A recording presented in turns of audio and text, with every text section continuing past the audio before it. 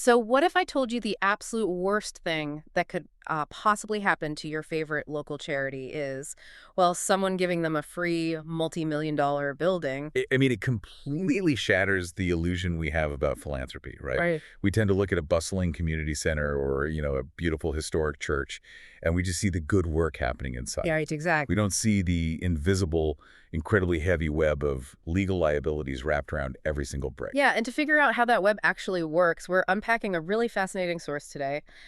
We are looking at a 2026 legal compliance guide for Ontario charities, and it's written by lawyer Dov Goldberg. It's a great guide, very eye-opening. It really is. And the mission for this conversation is to uncover exactly why a charity's biggest asset, which is its real estate, is almost always its biggest, quietest liability. And it is so incredibly quiet. You I know? mean, right up until the exact moment it isn't, and it bankrupts the organization. Totally. So, to make sense of how this happens, we are going to tackle the hidden burdens of actually owning property first. And then, once we've mapped that out, we're going to pivot to the deceptively dangerous world of leasing space. That makes sense. Ownership is definitely where the biggest landmines are. Yeah, so okay, let's unpack this. I want you to think of charity real estate like a beautiful antique grandfather clock. It looks incredibly generous when someone donates it to you, but if you don't know the intricate gears inside, it might just, you know, explode in your living room. That is a brilliant way to frame it, because owning property feels like the ultimate dream for a nonprofit, Oh, right? absolutely. Stability, no rent. Right, you have a permanent home. You aren't at the mercy of some commercial landlord raising your rent every year. But ownership actually carries the heaviest legal obligations of all. You're stepping into this arena where century-old history actively collides with modern, aggressive statutory law. Okay, so where does that start? Well, let's look at how property usually comes into a charity's hands. It's frequently donated, right? And those historical trust deeds are practically ticking time bombs. Wait, let me push back on that for a second. Why is a piece of paper from like 100 years ago a time bomb? If the charity legally owns the land today, shouldn't they be able to do whatever they want with it to serve their modern mission? You would definitely think so. But what's fascinating here is how ironclad those old restrictions can be. Old title documents frequently contain very specific trust provisions. Like what kind of provision? Like the original donor might have legally stipulated the land is strictly for the education of orphans of mariners or as a home for indigent women. Those are real examples, by the way. Wow. Yeah, and if your charity has evolved over the decades and, isn't complying with those exact terms anymore, you can't just ignore the deed. But wait, because somebody is actually watching to make sure you educate mariners' orphans? That seems crazy. The public guardian and trustee is watching. They act as the provincial watchdog for charitable assets. There's this really fascinating case study in the guide about a small religious congregation in eastern Ontario. Okay, what happened with them? So they had this century-old building, their congregation was shrinking, and they just wanted to sell the property to fund a merger with a neighboring parish. Logically, it makes perfect sense to combine resources to survive. Total logistical sense. You sell the empty building, you use the cash to keep the community going. Right. But their deed from 1908 had what is legally called a reverter clause. It explicitly stated that if the property ever stopped being used for religious worship, the title wouldn't just stay with the church. It would instantly revert to the descendants of the original donor. Are you kidding? The descendants of a guy from 1908? Yep. How do modern courts even enforce the wishes of a dead donor over the survival of a modern charity? Because property rights and trust law are, well, they're foundational to our legal system. The court has to respect the original contract of the donation. If you want to change the use, you actually have to apply to the Superior Court of Justice for a formal legal variation under the Charities Accounting Act. Oh man, that sounds expensive. And slow. It took a full year for this parish, a year of intense genealogical research to track down living descendants they had literally never met, followed by a complex legal application just to fix the trust so they could finally sell. That is wild. So, okay, even if you magically resolve a 100-year-old ghost clause on the paper deed, what happens when the actual physical dirt the building sits on is hiding a secret? Yeah. That is exactly where we move from historical traps to environmental nightmares. Oh, boy. The Environmental Protection Act, or the EPA, it does not care about your charity's good intentions, and it definitely does not care about your tight operating budget. It imposes strict liability on the current owners of a property, regardless of who actually caused the contamination. Okay, I have to stop you there because that feels fundamentally unfair to any organization trying to do good. If a charity didn't spill the toxic sludge, why are they legally forced to pay to clean it up?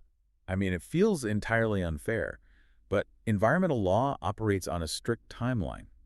The government needs the soil and the water table cleaned up immediately to protect public health. Right, they can't just wait around. Exactly. They cannot wait for a 5-year legal battle to prove exactly which previous corporate entity spilled what chemical back in like 1982. The person currently holding the deed holds the bag. Okay, I need an example of how this actually plays out in the real world. Let's look at a very real scenario from the guide involving a women's shelter. They were incredibly excited to accept the donation of a piece of land to build a brand new facility. Sounds like a huge win. Right. The corporate donor gets a fantastic tax receipt. Everyone is smiling for the local paper. But it turns out, decades ago, the site housed a former dry cleaning business. Oh no, dry cleaning chemicals are famously brutal. Exactly. They use solvents that are notoriously toxic and incredibly difficult to remove from the ground. The shelter essentially inherited a brownfield. That's devastating. The donor walked away with a massive tax benefit, and the charity was completely ruined by the soil testing results. They couldn't build on it, and they couldn't afford to remediate it. So the charity is left holding a toxic liability that actively prevents them from helping women. Yeah, and it doesn't even have to be a sketchy industrial site to trigger this. Take a children's summer camp. You picture a pristine lake, cabins in the woods, kids singing around a fire. Sounds idyllic. But buried in the dirt next to the dining hall is an old underground fuel oil storage tank from the 1970s. Just rusting away in the dark. Right. And Ontario Regulation 21301 requires strict inspection and upgrading of those specific tanks because they rust and they leak. In this camp's case, a single failed underground tank leaked heating oil into the soil. Oh my gosh, how much did that cost them? The environmental remediation bill, and this is just the cost to bring in excavators, dig up the contaminated dirt, and safely dispose of it at a specialized facility, was over $300,000. $300,000. That has to be more than a small camp's entire annual budget. It evaporated their entire operating budget instantly. Which raises an important question, right? How do you prevent this? Yeah, shouldn't there be some kind of legal shield for nonprofits who unknowingly inherit this toxic land? This is exactly why environmental due diligence is legally non-negotiable before a charity ever accepts a piece of property. Specifically, you need Phase 1 and Phase 2 environmental site assessments. Okay, let's translate those terms for anyone who isn't a civil engineer. What actually happens in a Phase I versus a Phase 2? So think of a Phase I assessment as a deep dive into the historical paper trail of the dirt. Environmental engineers look at old city directories, fire insurance plans, and historical aerial photographs to see what businesses used to sit on that land. Okay, so just checking the records. Right. If the Phase I flags a potential risk, like an old dry cleaner or a gas station or a printing press, then you move to a Phase 2. That is when they actually bring out the heavy machinery, drill boreholes into the ground, pull up physical soil and groundwater samples, and send them to a lab to see exactly what toxins are present. Okay, so let's say the charity does all of that due diligence. The lab tests come back clean. There are no ghosts from 1908 waiting to steal the deed. You have pristine dirt and a perfect title. You're finally in the clear to just run your programs. Right, not even close. Yeah. Because even with clean land, the daily administrative upkeep is a stealthy trap all its own. Really? How so? If we connect this to the bigger picture, modern municipal compliance rules are constantly shifting. And charities notoriously ignore them because their boards are hyper-focused on their core mission, not on reading local zoning bylaws. So how does zoning become a trap for an established charity? Well, many charity properties operate under a concept called legal non-conforming use. Basically, they are grandfathered in. Picture an old church that runs a bustling, noisy daycare center.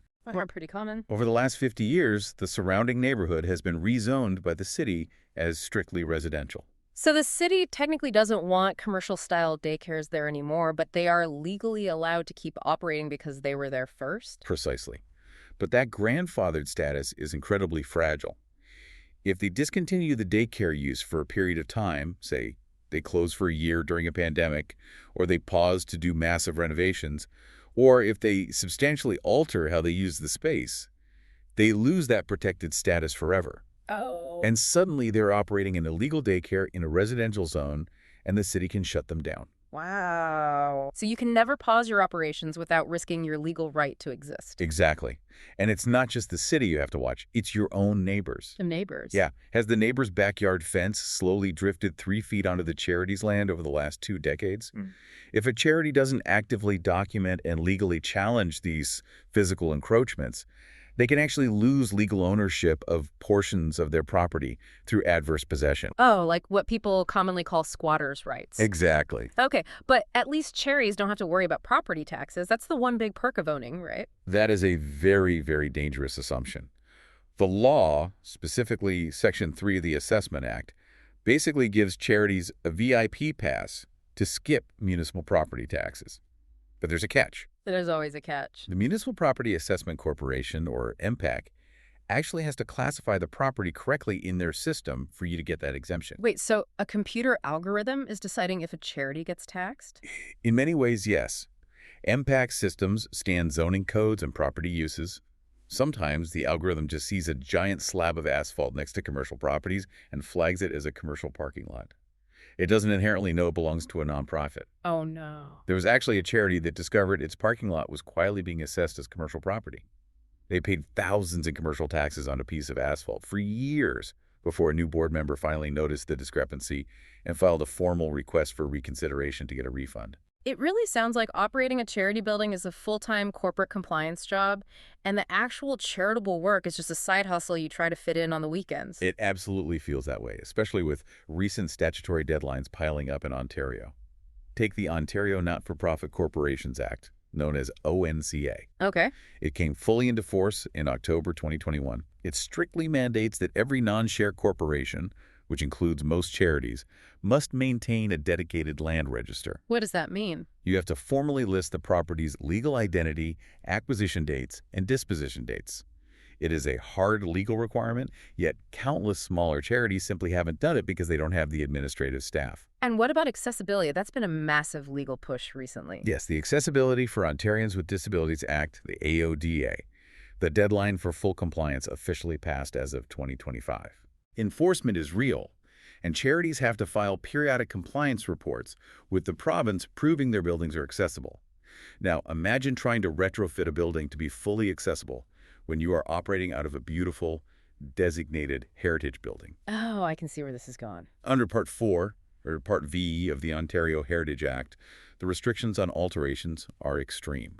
Part 4 applies to individual historical properties, and Part V applies to entire heritage conservation districts. So you can't just slap a ramp on the front steps. Not at all. If you need to widen a historical doorway for a wheelchair ramp or even just do routine masonry maintenance, you are facing layers of bureaucratic approval. The city wants to preserve the historical fabric, but you need modern utility. You need to know exactly what municipal heritage permits are required before you so much as touch a doorknob. Okay, let's step back for a second. If owning a building requires a law degree, an environmental engineering background, and a full-time genealogist, renting must be the safe bet. You'd think so. Right, you just sign a commercial lease, you pay your rent every month, and you let the landlord worry about the heritage permits and the toxic dirt? That is perhaps the greatest illusion in the entire nonprofit sector. Really? Poorly negotiated leases quietly bleed charities dry year after year, and they are incredibly common because charities mistakenly trust what looks like a favorable monthly rent price. They see a low base number, and they sign a 50-page landlord-drafted lease without ever having a real estate lawyer look at the fine print. Okay, so let's get into the deceptively dangerous world of leasing space, because here's where it gets really interesting and honestly terrifying if you are an executive director listening to this. It is terrifying. How does someone in a nonprofit leadership role actually end up losing their own personal money just by renting an office? This is arguably the most crucial warning we can give today. It's called the personal guarantee trap. Commercial landlords look at nonprofits and see financial instability. They see an organization that relies on unpredictable public donations and government grants. So, to protect their own investment, the landlord will often ask a board member or the executive director to personally guarantee the lease. Meaning, if the charity loses a grant and can't pay the rent next month, the landlord skips past the charity entirely and goes straight after the executive director's personal checking account. Precisely. It completely strips away the corporate liability protection that is supposed to shelter individuals who work for a nonprofit. Wow. There is a devastating scenario in the guide involving an executive director who was leading a small arts charity. She was desperate for space to run her programs. She was offered what looked like an amazingly affordable monthly rent on a downtown storefront, But there was a catch. a massive one. The landlord made the cheap rent conditional on her personally guaranteeing the 5-year lease. And she was under so much pressure to secure the space, she signed it right at the real estate broker's kitchen table. See, I have to jump in here. How on earth does a charity leader end up signing away her personal financial security at a kitchen table without a lawyer? Is it just desperation for space? It's a perfect storm. Yeah. It's desperation for affordable space. It's a total lack of funding to hire outside legal counsel for a review. And it's a fundamental misunderstanding of corporate structure. Right. She probably thought, the charity will pay the rent. I'm just signing the paperwork to make it happen. But 2 years into the lease, the arts charity lost major funding, had to restructure, and had to break the lease agreement early. And because she signed that guarantee? The landlord came after her. Yeah. And to make matters legally worse, the charity's board of directors had never officially documented any authorization to indemnify her. Meaning what, exactly? So indemnification is how a corporation legally promises to protect its directors and officers and cover their losses if they are sued for doing their jobs.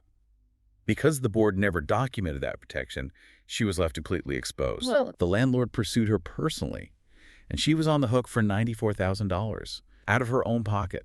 that is chilling. $94,000 because nobody paused the kitchen table meeting to call a lawyer. Exactly. And even if you manage to avoid signing a personal guarantee, the structure of the commercial lease itself can drain your budget through what's known as net lease cost creep. Let's explain that mechanism. Why does a net lease creep up over time? Because a commercial net lease means the tenant pays the base rent, plus the proportional share of the building's operating costs, property taxes, and insurance. The trap is inflation. If the landlord decides to hire an expensive new property management company, or municipal taxes skyrocket, or the building needs major HVAC maintenance, those costs are passed directly onto the charity as additional rent. So your supposedly cheap, affordable rent isn't actually fixed at all. Not unless you proactively negotiate firm legal caps on those year-over-year increases before you sign. Without a negotiated cap, your affordable space can double in cost in 3 years. And what happens when the lease is finally over? You survive the 5 years, you pack up your boxes and you hand over the keys, you're done, right? Not if the landlord slipped a restoration clause into the fine print. Oh, what? Restoration clauses legally require the tenant to remove any improvements they made during the lease and would turn the space to its original bare-bones condition. So if you built out private counseling rooms or installed specialized track lighting for an art gallery, You have to pay to rip it all out, taking out walls, ripping up carpets, removing electrical work. Charities are consistently blindsided by a massive 5-figure demolition and construction bill on their way out the door. But wait, what if the landlord actually likes the improvements? What if the charity upgrades the space and leaves it better than they found it? Doesn't the Canada Revenue Agency have an issue with that? Yes, this raises an incredibly important question about who is actually benefiting from tax-exempt charity dollars. The CRA has incredibly strict rules about what they call undue benefits. Okay, how does that work? Let's say a charity pays for major permanent upgrades on leased land like a new roof or a massive commercial kitchen installation. And let's say that property is owned by a non-arm's length landlord. For example, a board member's private holding company. Ah, I see the conflict of interest immediately. Right. The CRA will audit that and say, you are using tax-exempt charitable donations, which are subsidized by the taxpayer, to permanently increase the resale value of a private citizen's real estate. You are enriching the landlord under the guise of doing charitable work. Exactly. And doing that jeopardizes your registered charitable status entirely. Even if the landlord is a total stranger, an arm's-length party charities legally have to negotiate cost-sharing or secure reimbursement for the residual value the landlord gets to keep when the charity moves out. You cannot just give away charitable assets to a private commercial landlord. Wow. So what does this all mean? We've spent the last 15 minutes mapping out an absolutely terrifying minefield of toxic soil, century-old ghost clauses, exploding operating costs, and kitchen table lawsuits. A lot, I know. If I'm sitting on a charity board right now, I am completely paralyzed. We've mapped the minefield. Now, how do charities safely walk through it without just shutting down? The good news is that the solution provided by the legal guide is incredibly practical. It's what we might call the ultimate binder strategy. All right, I like a good binder. The core advice is that every single board of directors must mandate and schedule a comprehensive property compliance review at least every 3 years. Okay, so what exactly needs to physically go into this ultimate binder? Absolutely everything related to the brick and mortar. You pull the historical title documents to check for reverter clauses. You print out every single active lease agreement. Get it all in one place? Yeah, you grab the impact property tax notices, the AODA accessibility compliance filings, the environmental Phase I and Phase II reports, and that ONCA land register we talked about. You consolidate all of it into one central physical or digital binder. And then the board just, reads it over coffee? No, this is the golden rule. The board doesn't just read it. You have your legal counsel and your insurance broker sit down and walk through that binder together. Oh, together. That makes sense. The lawyer spots the zoning and lease traps, and the insurance broker makes sure your liability coverage actually matches the specific risks hidden in your contracts. The compliance guide states this beautifully. It says, most of what surfaces is fixable cheaply when caught early and ruinous when caught late. The cost of doing it right is always lower than the cost of doing twice. I love that. The cost of doing it right is always lower than the cost of doing it twice. So if you're listening to this right now and you happen to be on a board of directors, what is the single most important question you should ask at your very next meeting? You need to raise your hand, look at the room, and simply ask, where is our property binder, and when did our lawyer and our insurance broker last see it? And if they don't have an answer, If the room goes quiet, you have a problem. It really is a complete paradigm shift. Whether a charity owns a gorgeous heritage church or is just leasing a tiny downtown storefront, the physical space is fraught with invisible legal, environmental, and financial tripwires. it requires proactive governance. Good intentions are essential for a charity, but they cannot shield you from statutory law. Which leaves us with something really important to think about. Think about the charities you support, the ones doing absolutely vital work in your community. When you drop a $20 bill in a donation box or you set up a monthly electronic transfer, you assume that money is going straight toward the mission feeding people, funding the arts, protecting animals. That's the hope. But building on what we've learned today, what if your donation is actually just paying off a landlord for a badly negotiated 10-year-old restoration clause?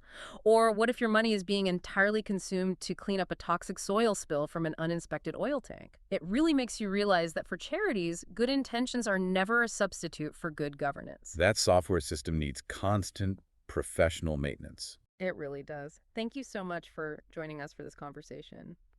Until next time, keep asking the hard questions.